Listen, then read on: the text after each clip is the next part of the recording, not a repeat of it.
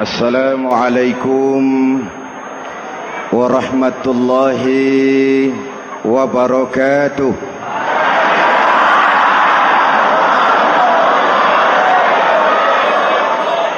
Alhamdulillahi rabbil alamin.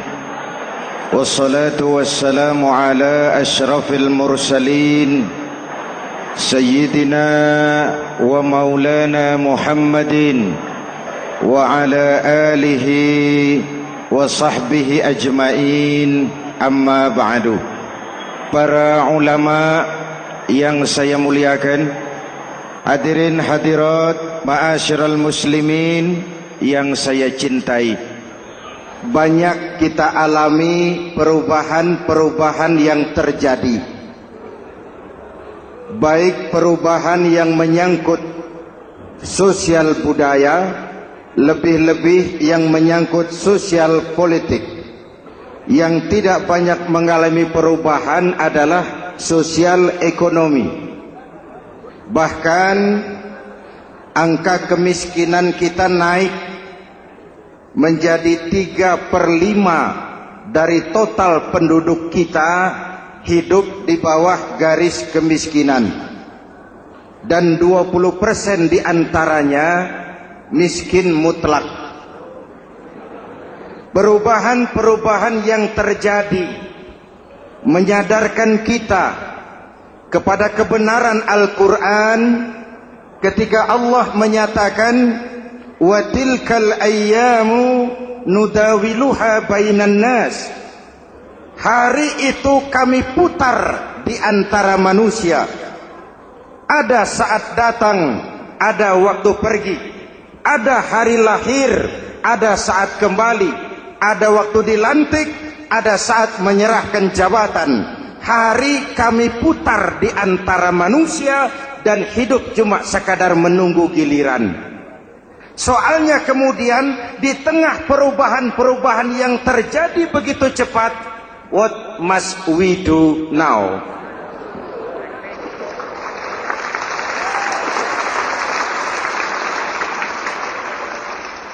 Saya juga nggak ngerti itu. Yang penting kan penampilan.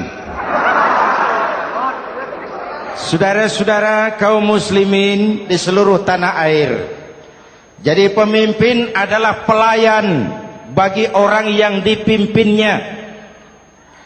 Oke lah, perbaikan ekonomi, pembukaan lapangan kerja baru, kita serahkan kepada pemerintah, karena kita percaya mereka orang-orang terpilih belaka yang dipilih dengan kepercayaan akan mampu membawa rakyat keluar dari kesulitan. Amin. Tugas kita sekarang di zaman susah meluruskan akidah. Jangan sampai mbah dukun yang naik ke permukaan. Betul? Islam misinya yang pertama membebaskan manusia dari kemusyrikan. 13 tahun Rasul berjuang di Makkah, menanamkan akidah, meluruskan keyakinan, membentuk iman. 13 tahun membebaskan manusia dari belenggu kemusyrikan.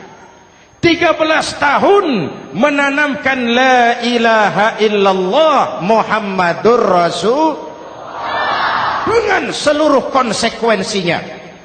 Kalau saya yakin tidak ada Tuhan selain Allah, saya tidak akan minta tolong kecuali hanya kepada Allah. Saya tidak akan pernah takut kecuali hanya kepada Allah. Saya tidak akan menggantungkan hidup kecuali hanya kepada Allah. Saya tidak akan minta rizki kecuali hanya kepada Allah. Saya tidak akan melarikan persoalan kecuali hanya kepada Allah. Kalau konsekuen dengan keyakinan ini, mbah dukun nggak dapat tempat.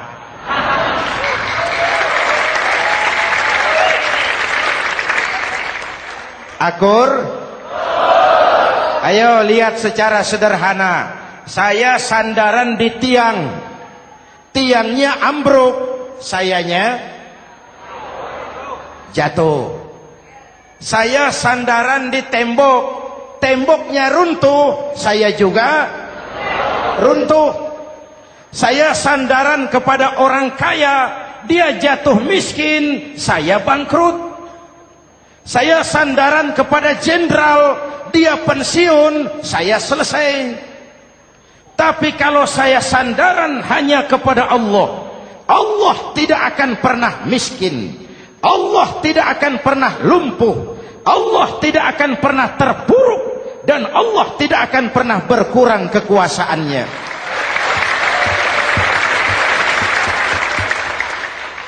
Maka umat Islam, sesulit apapun zaman yang kita hadapi, Allah juga tempat kita bersandar. Jelas? Selama ini kita iman dalam ucapan, tapi sekuler dalam perbuatan. Di masjid ada Allah, di kantor Allah tidak ada, maka korupsi merajalela.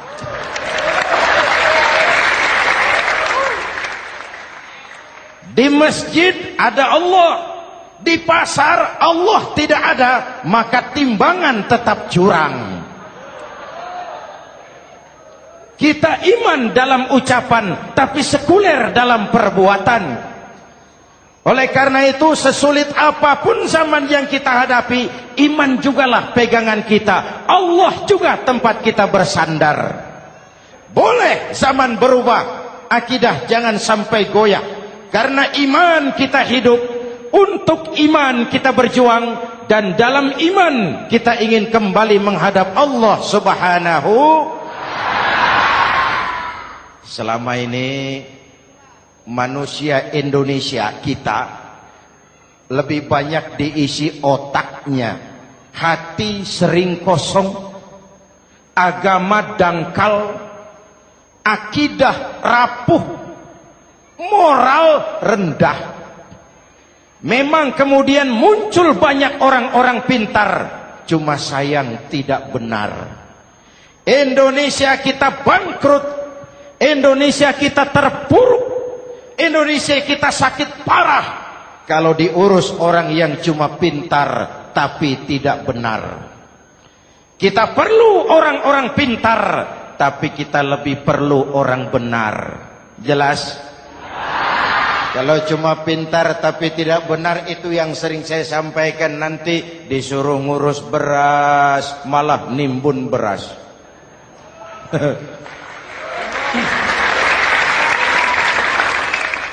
Disuruh ngurus laut malah jadi bajak laut. Disuruh ngurus hutan rame-rame jadi orang hutan. Jutaan hektar hutan Indonesia kita ini merupakan kekayaan sumber daya alam kita yang harus digunakan bagi sebesar-besar kemaslahatan rakyat. Yang disuruh ngurus hukum malah bikin hukum seperti pisau, tajam ke bawah, tumpul ke atas. Jangan heran lalu di masyarakat muncul street justice, pengadilan jalanan, sebagai refleksi dari ketidakpuasan melihat sikap hukum yang sangat berpihak. Kalau yang kecil salah, hukum cepat-cepat ditegakkan.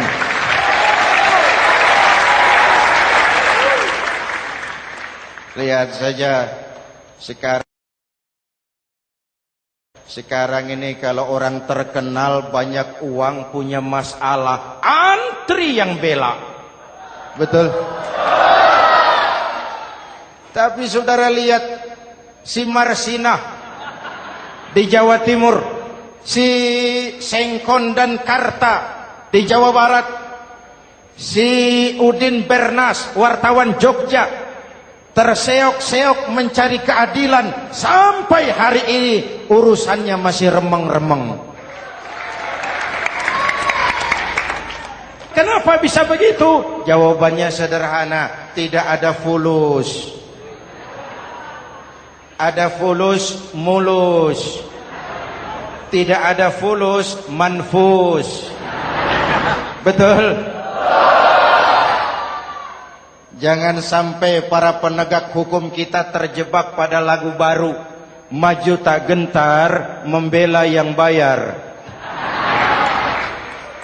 Biar bertentangan dengan nurani, biar bertentangan dengan public opini, biar bertentangan dengan rasa keadilan. Siapa yang bayar, itulah majikan. Mau benar atau salah, belain terus.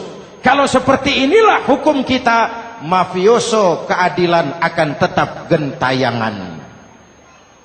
Hadirin yang saya hormati, 13 tahun beliau berjuang di Mekah, meluruskan keyakinan, memantapkan akidah, meneguhkan iman.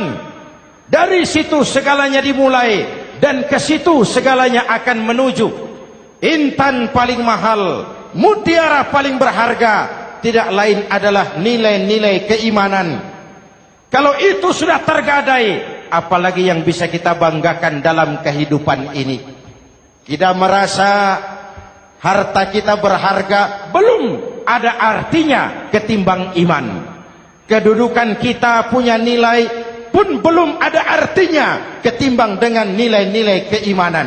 Itu intan paling mahal, itu mutiara paling berharga. Harta baru ada manfaatnya kalau dilandasi dengan iman.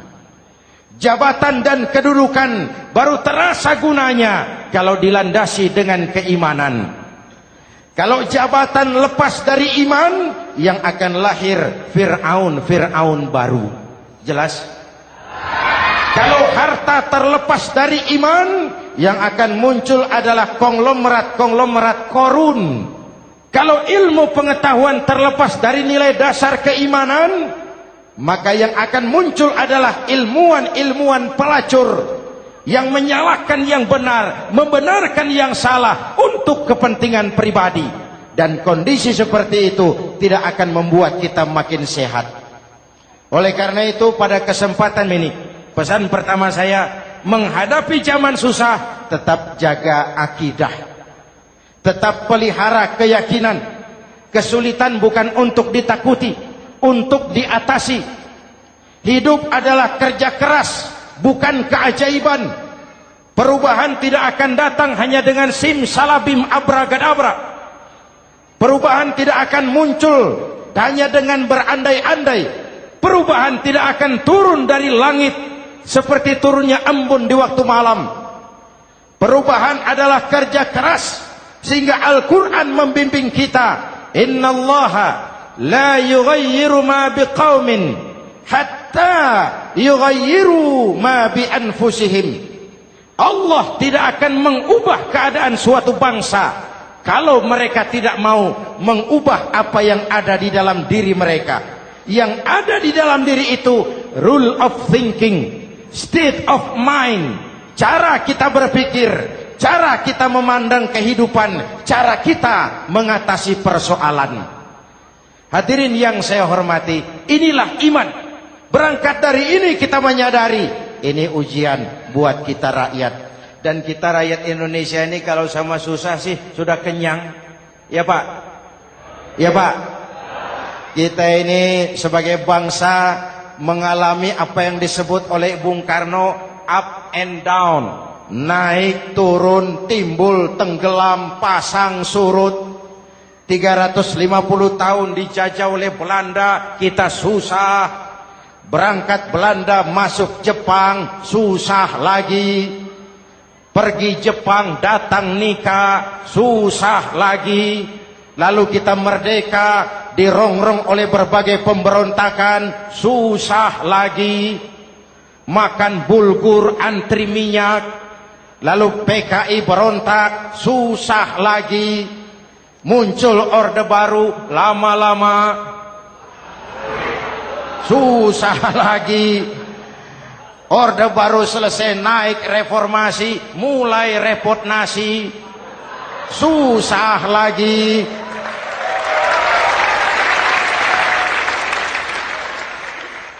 Kalau susah kita ini sudah akrab, sudah intim. Mestinya kalau sudah susah seperti itu, jangan salah sikap menyikapi kesusahan. Jangan sampai kita potong kompas, ambil jalan pintas, terjebak menghalalkan segala cara. Itu tidak akan menguntungkan, itu tidak akan menyelesaikan. Kalaupun selesai, nampaknya penyelesaian sesaat. Dan penyelesaian sesaat bukan penyelesaian yang sebenarnya. Karena itu tetaplah dalam koridor keimanan. Boleh zaman berubah, akidah jangan sampai goyah. Silahkan masa berganti, tapi keyakinan jangan mati. Sekali la ilaha illallah, sampai tetes darah paling penghabisan, tetap la ilaha illallah. Sanggup? 3 orang. Sanggup? 21. Sanggup? Kalau sanggup kita harus konsekuen. Saudara-saudara di seluruh tanah air, misi yang kedua dari Islam setelah membebaskan manusia dari kemusyrikan, membebaskan manusia dari ras diskriminasi, mengikat manusia dengan tali akidah. Sebelum Islam datang, manusia dibedakan oleh warna kulit, manusia dibedakan oleh faktor keturunan, manusia dibedakan oleh faktor harta dan benda. Adalah Rasul yang mengajarkan, innallaha la yanzuru ila suwarikum wala ila amwalikum walakin yanzuru ila qulubikum wa a'malikum. Allah tidak melihat potonganmu, Allah tidak melihat hartamu. Yang Allah lihat itu adalah hatimu dan amal perbuatanmu. Jauh sebelum Amerika teriak-teriak membanggakan apa yang mereka sebut sebagai Declaration of Independence, Nabi sudah mengajarkan kepada kita semua, An-nas kulluhum li Adam wa Adam min turab la fadla li Arabiyyin ala ujamiyyin illa bittaqwa. Seluruh manusia berasal dari Adam. Adam diciptakan dari tanah. Tidak ada kelebihan Arab dengan yang bukan Arab kecuali takwanya. Jauh sebelum Amerika mencanangkan bahwa semua manusia dilahirkan sama, that all men are created equal. Jauh sebelum itu Islam sudah membebaskan manusia dari ras diskriminasi. Apa dalam konteks kekinian? Menghadapi zaman susah tetap jaga kerukunan. Ya Pak? Ya Bu? Oi Bu? Menghadapi zaman susah tetap jaga kerukunan, baik antar umat seagama, antar umat beragama, maupun antar umat beragama dengan pemerintah. Menjaga kerukunan, jangan saling sikat sikut di antara kita. Sebab kalau sudah rukun, saya ajak berhitung, 1 ditambah 1 sama dengan, itu matematika namanya, hasilnya pasti. Tapi angka sosial hasilnya aneh. Saya ubah jadi angka sosial. Ayo kita berhitung lagi. 1 orang takut ditambah 1 orang takut sama dengan 2 orang setengah berani. Kenapa setengah berani? Karena sudah berdua. Tadi kan takut sendiri. Kalau sama-sama takut berkumpul jadi setengah berani. Kalau ditambah 1 orang takut lagi, 1 orang takut ditambah 1 orang takut ditambah 1 orang takut sama dengan 3 orang berani. Kenapa jadi berani? Karena sudah bertiga. Kita yang lemah, kita yang marginal, kita yang dikucilkan, bahkan kita yang dilecehkan, kalau mau rukun kita akan kuat dan tidak bakal dipermainkan orang.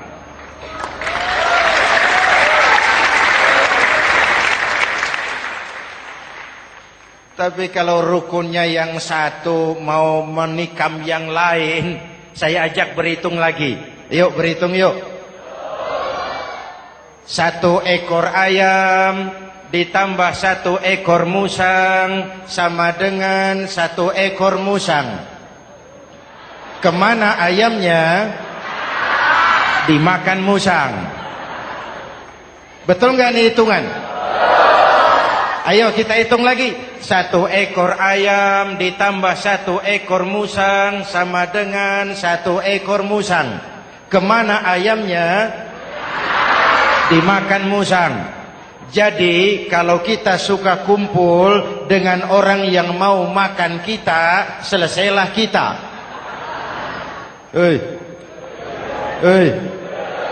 Maka kalau merasa kita ini ayam, yuk kumpul sama-sama ayam, pulang ke kandang ayam. Kalau ada ayam kumpul ke kandang musang, itu namanya ayam minum baygon. Jelas?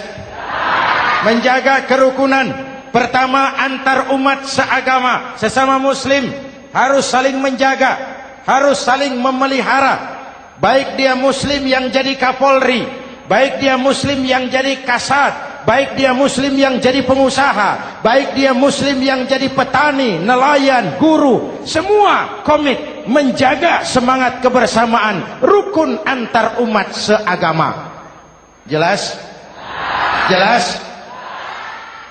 Hadirin yang saya hormati, atas dasar itu saya ingatkan kembali, kita semua ingin persoalan terorisme dilepaskan kaitannya dari agama manapun. Tidak ada kaitannya terorisme dengan Islam, dengan Kristen, dengan Hindu, dengan Buddha. Tidak ada kaitannya terorisme dengan pondok pesantren.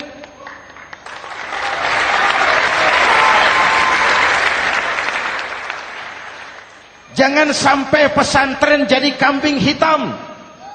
Karena sejak zaman penjajahan, pesantren sudah terbukti memberikan kontribusi bagi perjuangan memerdekakan rakyat Indonesia. Rukun antar umat seagama. Yang kedua, rukun antar umat beragama. Islam ini rahmatan lil alamin. Jangankan manusia walaupun berbeda agama, binatang saja dihormati. Ada hadis, fa iza zabahtum fa ahsinuz zibhata. Kalau kamu menyembelih hewan, sembelihlah dengan cara yang terbaik. Jangan menyembelih ayam dengan pisau tumpul.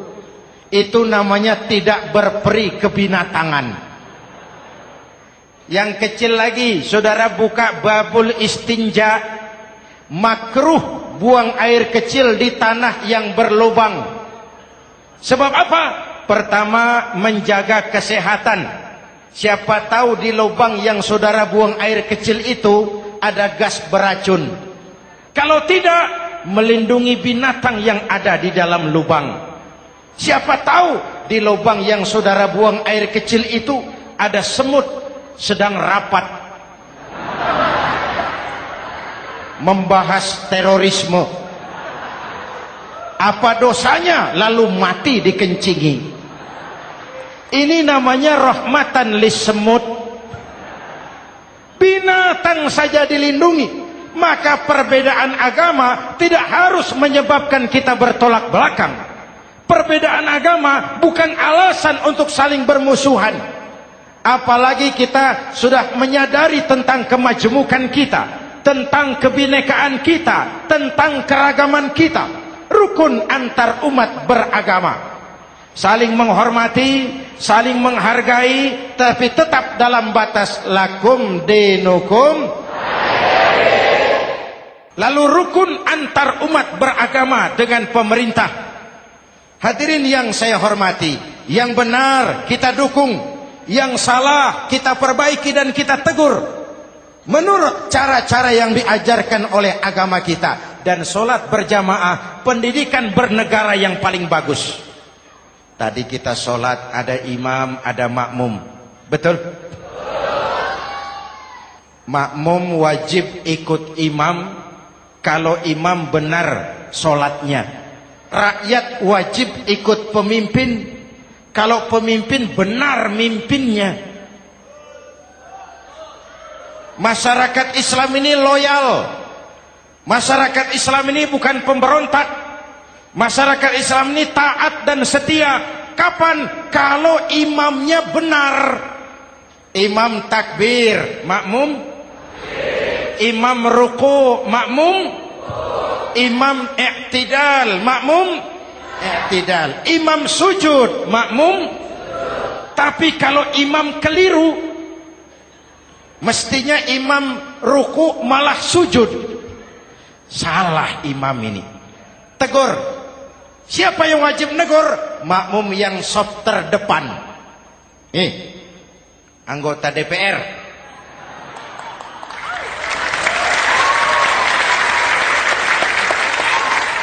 Ini wakil-wakil makmum ini. Sop di depan ini. Kalau imam keliru mereka paling tahu. Ngomong. Tegur. Bagaimana negurnya? Ada aturan main. Mestinya ruku, imam sujud. Salah ini imam. Subhanallah. Kan begitu negurnya. Betul? Tidak boleh juga imam keliru, makmum emosi. Main pegang. Weh, makmum salah. Hoi, hoi. Kacau sholat. Betul? Anggota dewan ini, soft di depan. Itu kalau imam keliru. Satu saat imam buang angin. Namanya manusia bisa buang angin toh. Apa makmum lalu berkata, demi kesetiaan saya kepada imam, imam buang angin, saya lebih keras lagi. Itu namanya fanatisme buta, loyalitas yang goblok. Imam buang angin, minggir. Iyyaka na'budu wa iyyaka nasta'in. Sampai situ imam buang angin, minggir imam. Lalu saf yang di depan maju. Tidak usah bikin solat baru, teruskan pekerjaan imam. Ihdinas siratal mustaqim. Teruskan. Kenapa? Kalau bikin solat baru lagi, nanti buang angin lagi. Bikin lagi solat. Kapan selesainya solat? Kapan selesainya membangun negara ini? Yang penting imam tahu diri, buang angin, minggir.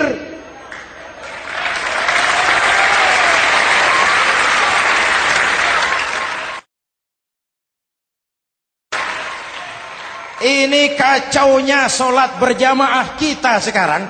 Kacaunya negeri kita sekarang. Banyak imam sudah buang angin, gengsi. Dia aja merasa nggak punya salah. Dikasih tahu sama makmum, imam tadi buang angin ya, malah jawab sedikit. Apa kalau sedikit lalu tidak batal solat itu?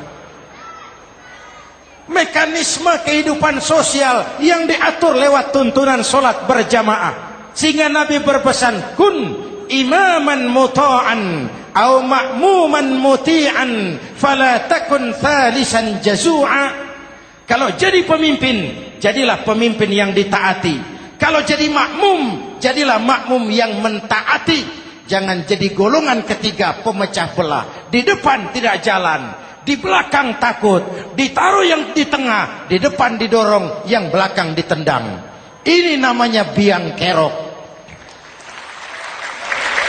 Saudara-saudara, dari uraian singkat ini saya ambil beberapa catatan pokok. Pertama, kalau ada intan paling mahal, kalau ada mutiara paling berharga dalam hidup kita, itu tidak lain adalah karena keyakinan. Hidup jadi indah, hidup jadi berharga, hidup jadi berarti kalau didasari atas sebuah keyakinan.